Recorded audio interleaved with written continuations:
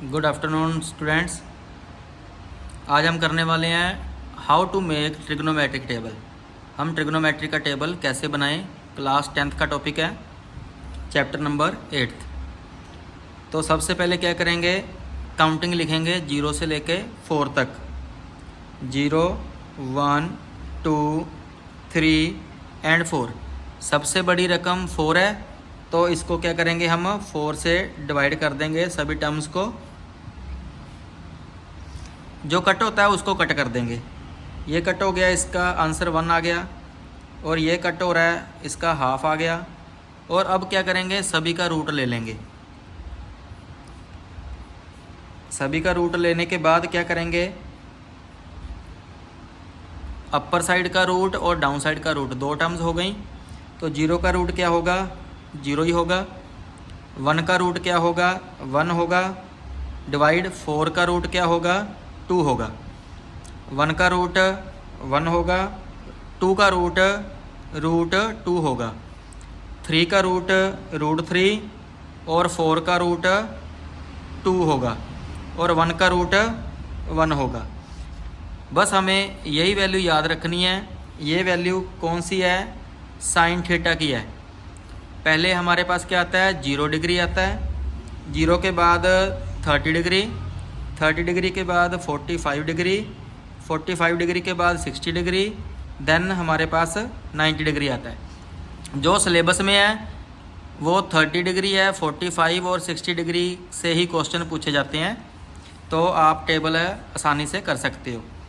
तो देखो टेबल बन गया है। ये साइन 0 डिग्री 0 होती है, साइन 30 डिग्री 1/2, साइन 45 की वैल्यू 1/√2, साइन 60 डिग्री की वैल्यू √3/2 और साइन 90 की वैल्यू 1 होती है।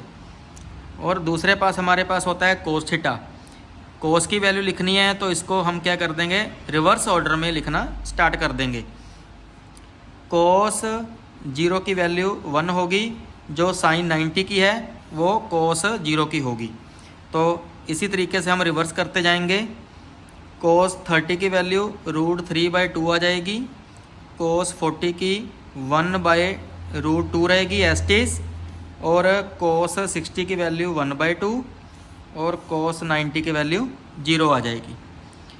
हमने बस साइन वाली वैल्यू याद रखनी है, तो इससे हम सभी 6 ट्रिग्नोमेट्री के जो टेबल की वैल्यूज़ है हम याद कर लेंगे। कोस के बाद हमारे पास आता है टैन।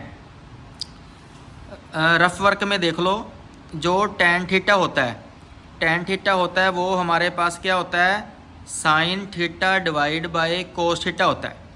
भी साइन की वैल्यू को कोस की वैल्यू से हम क्या कर देंगे, डिवाइड कर देंगे। तो यहाँ देखो, यहाँ पर हम डिवाइड पा लेंगे। तो 0 डिवाइड बाय 1 क्या होता है, 0 ही होता है। डिनोमिनेटर में यहाँ 2 है और डिनोमिनेटर में यहाँ 2 है, 2 से 2 कैंसिल हो जाएगा, और ऊपर बच गया 1 बच गया, और डाउन साइड में √3 रह गया। तो tan 30 की वैल्यू 1/√3 आ गई।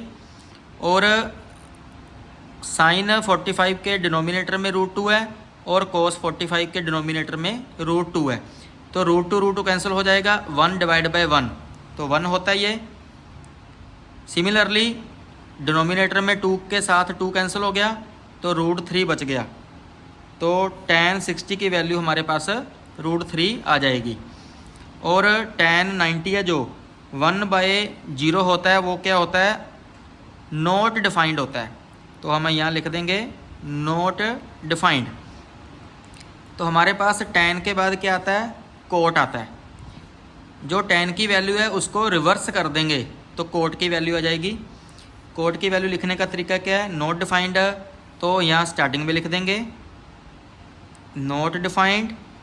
देन कोट 30 की वैल्यू होगी √3, कोट 45 की वैल्यू होगी 1, और कोट 60 की वैल्यू होगी 1/√3, और कोट 90 की वैल्यू होगी हमारे पास 0। कोट के बाद क्या आएगा, हमारे पास सीकेंट आएगा। जो सीकेंट होता है वो कोस का रेसिप्रोकल होता है। तो हम कोस की जो वैल्यू है इसको हम क्या कर देंगे, रेसिप्रोकल कर देंगे। 1 डिवाइड बाय 1 है तो इसका रेसिप्रोकल करेंगे तो हमारे पास 1 नहीं आएगा, और √3/2 का रेसिप्रोकल करेंगे तो 2/√3 बन जाएगा। मीन्स सीकेंट 30 की वैल्यू हमारे पास 2/√3 आ गई। और जो कोस 45 की वैल्यू का हम जो करेंगे रेसिप्रोकल करेंगे 1/√2 का रेसिप्रोकल करेंगे तो √2 आएगा। और कोस 60 की वैल्यू 1/2 है तो इसका रेसिप्रोकल करेंगे तो हमारे पास 2 आ जाएगा, जो सीकेंट 60 की वैल्यू होगी। और 0 यहाँ पर हम लिख सकते हैं 0/1, तो 1/0 का क्या होगा आंसर, नॉट डिफाइंड। तो सीकेंट 90 की वैल्यू क्या होगी हमारे पास, नॉट डिफाइंड आ जाएगी। सीकेंट के बाद हमारे पास आता है कोसिकेंट। कोसिकेंट क्या होगा, सीकेंट की जो वैल्यू है इसको रिवर्स कर दो तो कोसिकेंट 0 डिग्री हमारे पास आ जाएगा, नॉट डिफाइंड। और कोसिकेंट 30 की वैल्यू हमारे पास 2 आ जाएगी। और कोसिकेंट 45 की वैल्यू √2 एज लिख देंगे। और जो कोसिकेंट 60 की वैल्यू है वो सीकेंट 30 के इक्वल होती है तो 2/√3 आ जाएगी।